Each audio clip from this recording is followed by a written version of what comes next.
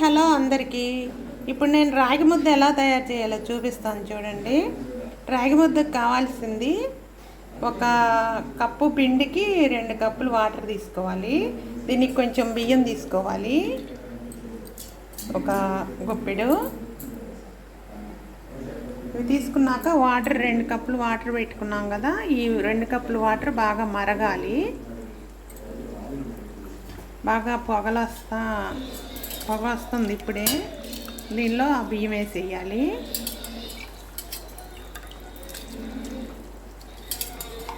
ఆ బియ్యం కాసేపు ఉడకనివ్వాలి అన్నంలాగా. ఆ అన్నం ఉడికినాక తర్వాత ప్రిపేర్ చేసేది చూపిస్తాను. ఇది జాగ్రత్తగా చూడండి, మీరు కూడా రెడీ చేసుకొని తినొచ్చు. బాగా హెల్దీ ఫుడ్ అన్నమాట.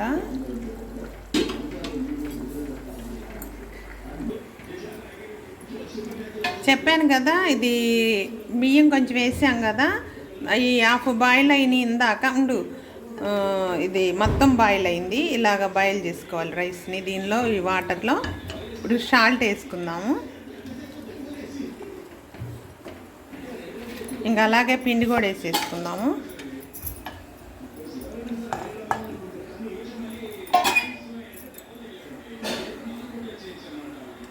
ఒకేసారి ఇలా పోసేసేసుకోవటం పిండి. ఇంకా అది బాగా తుక్క ఉడకాలన్నమాట. ఓకే, చూద్దామండి.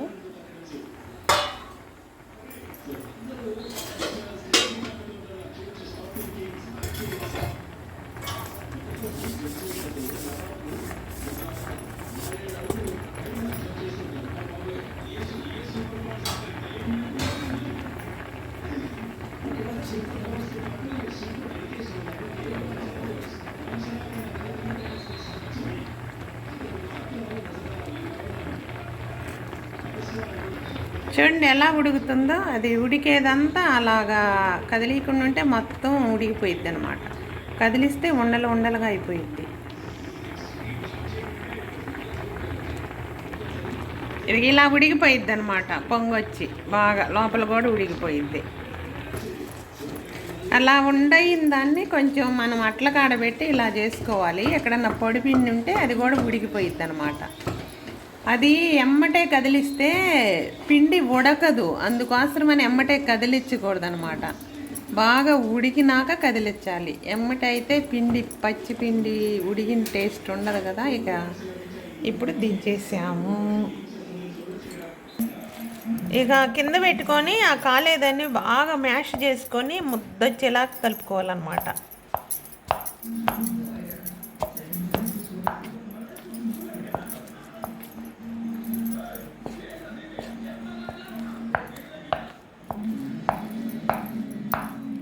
అది అట్ల కాడ కాబట్టి కొంచెం ఇబ్బందిగా అనిపిస్తుంది. దీనికి వేరే టైపు ఉంటుంది అనమాట గంట ఇది రెడీ చేసేకి.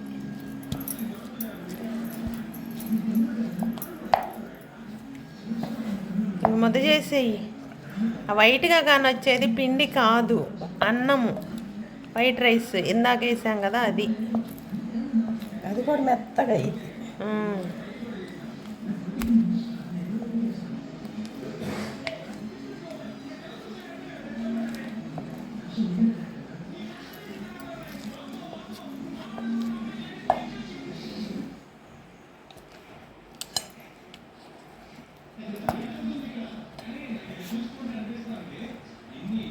కాసినేసరి పెట్టే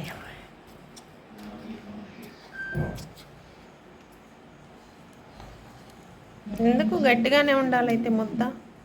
నువ్వు అన్నావనే బయలుదేరి ఇంకా ఇట్లే ఉండాలి ముద్ద. జావుగుంటే అట్లా అదే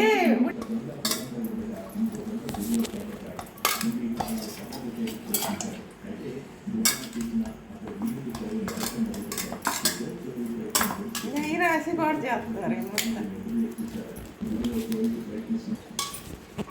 ఇదిగో ముద్ద వచ్చేసింది ఒకటి ప్లేట్లోకి.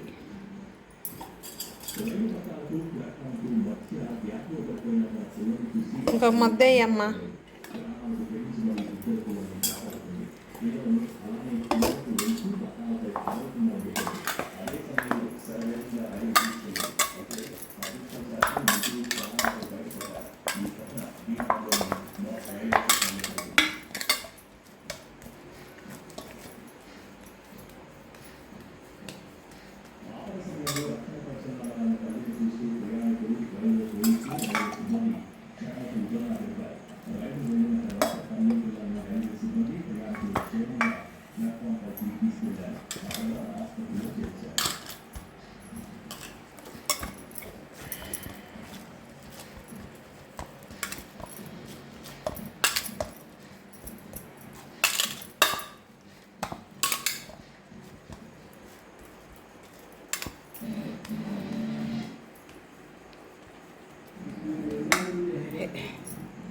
3 ముద్దలు చేసింది. ఇంకో ముద్ద ఇదిగా 5 చేస్తుంది. చెయ్యి.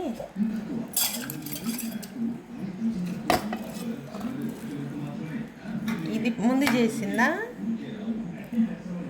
ఇది ఇప్పుడు చేసాం. చూడండి 3 ముద్దలు.